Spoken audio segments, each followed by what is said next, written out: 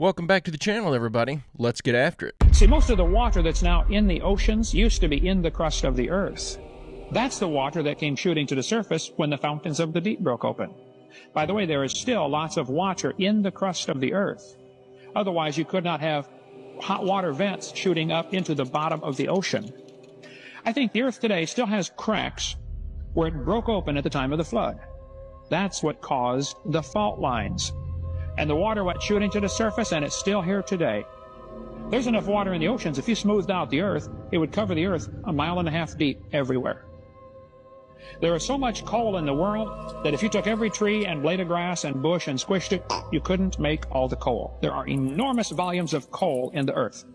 The coal we find in the ground today is a result of that flood, which buried the world before the flood, when they had lots more trees. 70% of the earth today is underwater. Did you know only 3% of this earth is habitable for mankind? What we're seeing today is not what Adam and Eve saw. The Bible says he formed it to be inhabited. That's why he did it. Probably the pre-flood world was, I would just be picking a number and say probably 80% land and only 20% water. The oceans weren't there.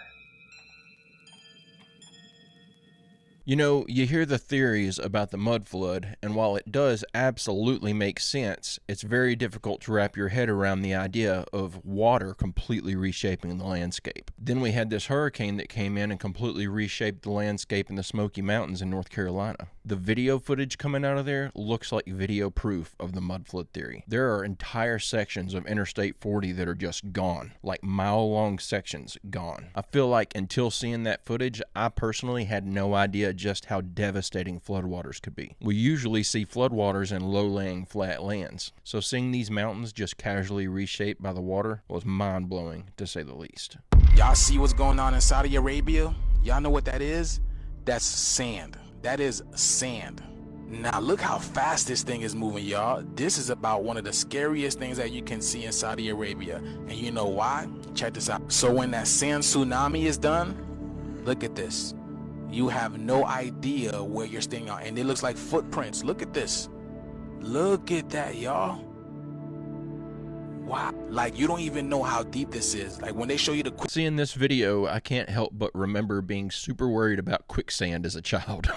But all joking aside, this looks absolutely terrifying. I can't imagine living in an area that's pretty much all sand, and now all of a sudden you have to worry about some of that sand being a water pit death trap. The only silver lining here is Saudi Arabia is not exactly a hot tourist destination, so I would imagine the only people that have to worry about this are the locals, and they're probably familiar with it enough to be able to avoid it. This is crazy. This guy literally just found evidence of the Bible outside of the Bible. Let's go ahead and play it. So here we are in the Egyptian Museum. This is the Merneptah stele. So on this side is the most famous name found in this entire inscription, which is right down here, the name Israel. It's agreed upon that this says Israel, and this is the earliest mention of the name Israel found outside of the Bible. The inscription of Merneptah dates to around 1210 BC. The inscription describes who Merneptah and his army fought with in Canaan. The translation reads, Canaan is plundered, Ashkelon is conquered, Gezer is seized, Yanoam is made non-existent, Israel is laid waste. Ashkelon, Gezer, and Yanoam are followed by the city-state symbol. These three city-states were ruled by kings. There is no city-state symbol shown for the name Israel. Instead, the symbol for a foreign people is shown.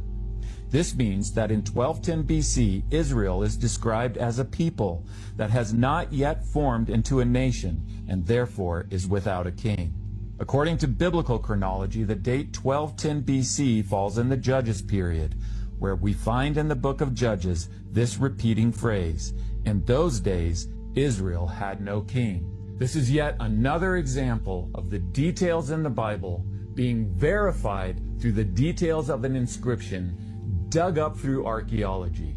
That's fascinating. I'll be honest, I thought this was going nowhere at first, just making mention of a city named Israel and claiming that that was evidence of the Bible. But it's certainly more than that, pointing out that it refers to a people without a king, not a city. I wouldn't say this proves the Bible, but it adds validity to this story and helps to answer the question, is this a history book? And in the case of Israel, we now have evidence that says, yes, these events took place. Fascinating. The Bible says Behemoth lives under the shady trees in the fens.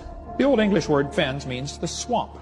Well, the largest swamp in the world's in Central Africa, right on the equator, called the Likwala Swamp. 55,000 square miles. It is 80% unexplored.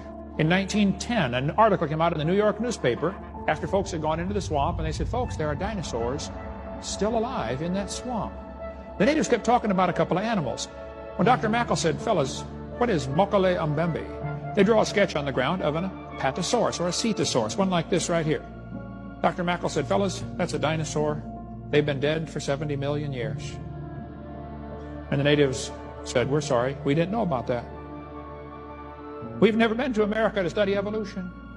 All we know is we see them out in the swamp once in a while. Now, they're not very big, okay? They're about 20 feet nose to tail is what the natives will tell you. Most of the body's about the size of a hippopotamus, just a long neck and a long tail.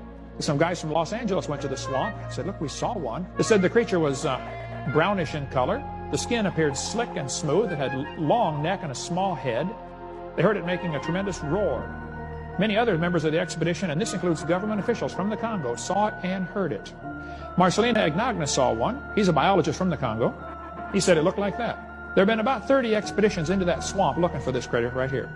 Many of those that come back say, man, all the natives over there know about it. I get so frustrated whenever I hear about stuff like this. So we have evidence right now that there may be dinosaurs living on Earth at the same time as us. Considerable evidence. Eyewitness testimony from people in positions of authority. And nobody's launched an expedition to go in there and get legitimate proof yet? Why not? I want to know what's living in those swamps and if we're still walking the Earth at the same time as the behemoth. And if 80% of that place is yet to be explored, there's no telling what else lives off in there. Hey, if you're enjoying this video and you like this type of content, I post a new one just like it every day, Monday through Friday. It'd be awesome if you'd hit that subscribe button and come back tomorrow to join me. Also, if you haven't been over at barry-stepp.com in a while, go check it out. We just launched some hoodies. In the past few days, YouTube has gone after channels that are asking critical questions about the Democratic nominee. You know, the woman who no one voted for, but who is now Biden's replacement. The censorship started almost immediately. Right after Biden announced that he was dropping out of the race, they all started removing videos critical of Harris, blocking comments critical of Harris. Reddit forums right now are alive with all kinds of users posting their experiences about this censorship on YouTube. Well, let's test that out. Hey man, you might want to grab your popcorn for this one, man. Have y'all heard the Kamala Harris story? When she was in San Francisco driving up the wrong side of the road, intoxicated. She hit a mother and a child and left them in the middle of the street and fled the scene of the crime. Okay? And mind you, to this day, this girl is paralyzed from the waist down. She'll never walk again. She hasn't gotten an apology or any kind of compensation for this. In fact, she was told to keep this out of the media and to never share this story. So for years, she had to suffer in silence. She had to suppress this secret that she couldn't tell, all the while trying to seek justice, but she couldn't. Now, fast forward to 2024. This is the same woman calling Donald Trump a criminal and a convicted felon. But what about you, Kamala? What have you done, Kamala? You dig what I'm saying? Because driving under the influence, the last time I checked, was illegal. Man, y'all look at this. Sheesh. For the rest of her days.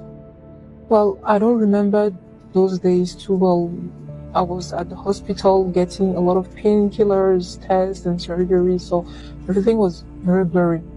I just know that the day after the incident, I saw my mom talking with two men who came at the hospital. They were standing outside the room. And when my mom came back to me, I asked her who were those people. She said that the woman who hit me was Kamala Harris, a very powerful woman, and those men were her people. So she was told that if the story gets out, we'll be in very big trouble, and if she loves me, she shouldn't report this or look for any justice. You know, I was really devastated because I know I can't walk no more because of my fractured spine. And my mom was just telling me that I'm alive and this is the most important thing, and that's all that matters. Kamala Harris served as the Attorney General of California from 2011 to 2017. During these years, she often visited San Francisco, where she had previously been a district attorney. She also had a relationship with Willie Brown, who was mayor of San Francisco from 1996 to 2004. I wanted to go public with my story, but I was so afraid, especially for my mother. Anytime we talk about it, she will be terrified, and I told her that sooner or later I will tell everyone the truth. Now my mom died a few months ago, and I was left all alone. Now I have no one to fear for, and I cannot remain silent anymore. I used to be able to shut this thought down, but these days, every time I turn on the TV or check on the internet, I see the face of the person who has destroyed my life, and she laughs all the time. Like, how can she be laughing knowing what she... All right, I did a little digging on this morning. This has been sent to me probably a dozen times in the last few days, and I can confirm it is fake. Not only is it fake, but all the photos used to compile the story are lifted from other stories online. The news channel that's titled on the bottom of the screen as being the ones reporting the story doesn't even exist, and there are no reports of a hit and run from that time period that match up with this lady's claim. It's been looked into. This is certified fake. All that being said, sitting here defending Kamala Harris gives me the heebie-jeebies.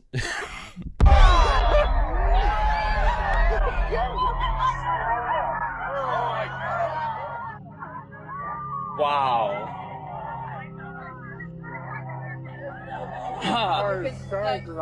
No, you can see spots up there. No, this is the on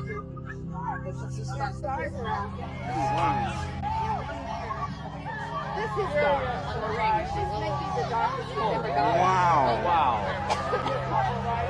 Does anybody have any more information on this clip? The original that was sent to me had a bunch of Italian stuff being spoke over it, which I clearly can't understand, and I can't find anything on this clip in English. I don't even know what the source is for this video footage, so I don't know if it is video footage or if it's just CGI. It certainly looks believable, though. Whoever made it did a good job if it is fake. I really don't want to make this video, but it is literally a matter of life and death for the people of North Carolina. So, my name's Jonathan Howard. I'm a member of the Florida State Guard Special Missions Unit, and I'm also up here with Aerial Recovery, a nonprofit. I came up here on Sunday with Aerial Recovery before we even got activated. We flew up here, and then we got activated, which is great. I have my team up here working as well.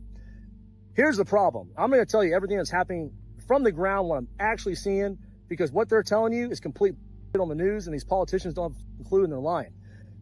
And I'll say this now, I'll say it at the end of the video. The only thing I need from this video is helicopters. If I have helicopters, I can save lives. Without helicopters, I can't reach these people. It doesn't matter how many chainsaws and trucks I got, I can't get to them. They're 10 miles in, 20 miles, 40 miles in the mountains. There's no way to get with them or even communicate with them.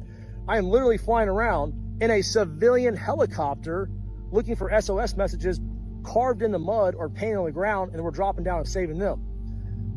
What got me fired up about this was yesterday, me and my team did the rescue of that 11-day-old baby. And all these government officials and social media, they're showing that video, that pictures and video of that rescue, and claiming that like they have some like government helped with that. And I mean, even USA, I think it was USA Today, wrote an article about it saying it was a Florida National Guard that went and got it, like with a helicopter. No, it was me, my buddy Charlie, and a civilian named Zeb with his own personal helicopter out of Wilmington, North Carolina. Like without that civilian, that baby would be dead. And the old lady we went and rescued after that, she'd be dead too because she had 1 day left of oxygen. No one was going to go get them. I will tell you, when we go up in the air, I probably see 40 civilian helicopters, and I might see 2 Blackhawks, National Guard, military, whatever they are. That's it. No one's out there doing rescues. I have my entire team up here from Florida right now, and they have no ability to go rescue these people other than what they can drive to. And the people that are in dire need, they're out in the mountains. They are completely cut off. Now, I will say, I spoke to my congresswoman down in Florida, and she's and she made a bunch of phone calls, and now we got 2 contracted 60s coming up here tomorrow, which is great. I love that, but like, I still don't understand why we don't have more helicopters. Like, we'll get a lot of work done with that, but there's no military. There's no one's doing nothing. It blows my mind.